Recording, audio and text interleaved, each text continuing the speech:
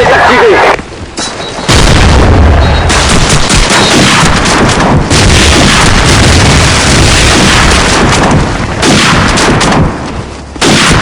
Drone de reconnaissance en attente. Alors, pour ce deuxième tuto, ce qu'on va faire, c'est ajouter une barre de texte et on va ajouter des effets de zoom quand, quand on tue quelqu'un.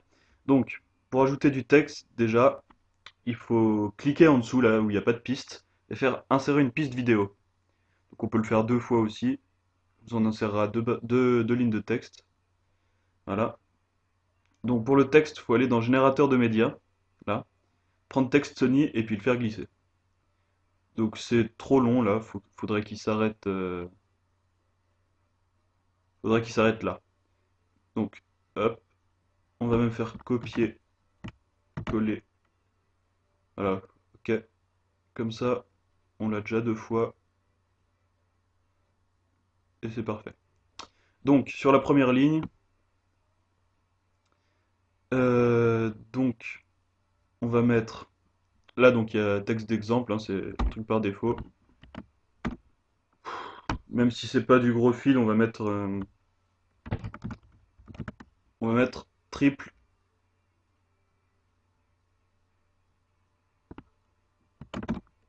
feed. Voilà, donc déjà ça me perturbe. Voilà. Alors on va déplacer. Donc, bon bah là vous avez la police, la taille, on va mettre un peu plus gros. Pas trop gros quand même. Bon voilà, on va laisser en 126. Propriété, là vous pouvez choisir la couleur. Bon, vous prenez un truc, je sais pas, on va laisser ça. Et pour ça c'est la couleur du texte et ça c'est la couleur de l'arrière-plan. Donc bah faut pas y toucher sinon vous verrez plus la vidéo derrière. Par exemple si je mets noir, bah voilà, donc du coup faut laisser comme ça. Au pire si vous y touchez, vous remettez en opacité là quoi. Donc ensuite les effets. Alors en effet il y a deux trois trucs par exemple. La déformation du texte. Par exemple jaillissement à gauche. Bon là c'est pas très flagrant mais un peu quand même. Sinon il y a arrondi en bas, bon c'est pas top. Enfin après, ça dépend ce que vous faites quoi. Torsion verticale, il y a différents trucs. Donc nous on va désactiver la déformation, comme ça reste comme ça. Alors, ensuite l'emplacement. Donc vous le mettez où vous voulez. Voilà, on va le laisser là. Et on va faire pareil pour l'autre. On va modifier le feed. Donc on avait mis quoi, 126 je crois. Ouais voilà. Propriété, on va remettre en rouge. Emplacement, on va faire un truc différent. C'est qu'au début on va le mettre là. Parce qu'il y a encore la timeline ici. Et là, on va le faire arriver ici. Donc on va voir ce que ça donne.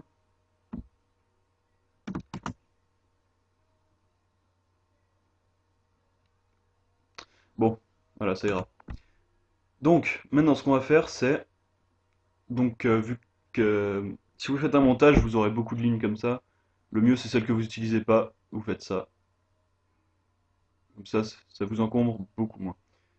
Enfin, bon, après, vous faites comme vous voulez. Donc, maintenant, il faut qu'on fasse, quand on tire, qu'il y ait un effet de zoom. Donc, là, vous vous déplacez avec les flèches. Là, hop, on voit qu'on tire. Donc, vous pouvez mettre un petit onglet, c'est un petit rappel. Vous appuyez sur M. Et là, vous voyez, ça vous crée un petit icône 1, c'est un rappel, c'est pour vous dire ici vous avez quelque chose. Et donc c'est bien pratique. M, là je le rate, et là M. Voilà.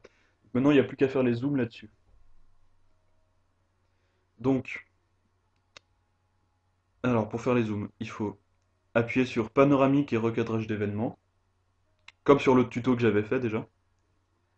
Donc vous appuyez là, et ça vous ouvre la fenêtre ici. Donc, ce qu'on va faire, c'est qu'on va aller, vous cherchez un peu pour que ici le curseur atterrisse sur à peu près la ligne 1.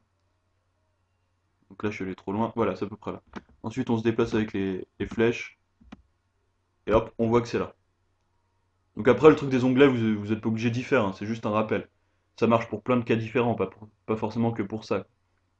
Par exemple, quand vous devez synchroniser une musique avec une vidéo, c'est pratique de se donner des points d'ancrage, quoi. Donc, à ce moment-là, il donne un point d'ancrage là.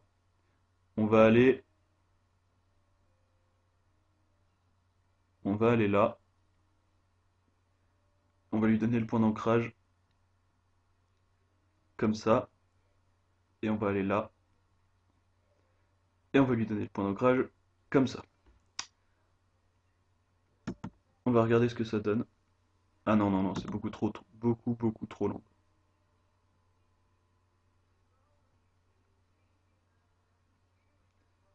Ouh là là.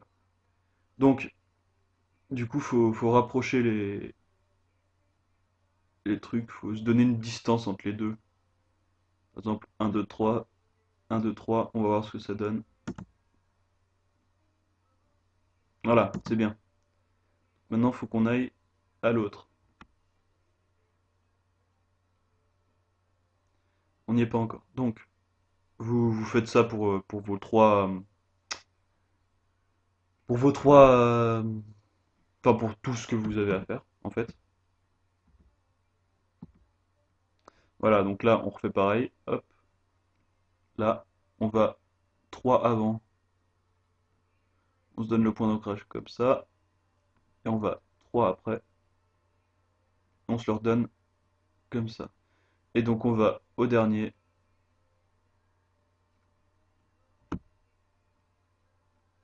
Nickel. Voilà, donc ici, vous, pareil, vous remettez le point d'ancrage là. 3 avant, comme ceci. Et 3 après, comme ceci.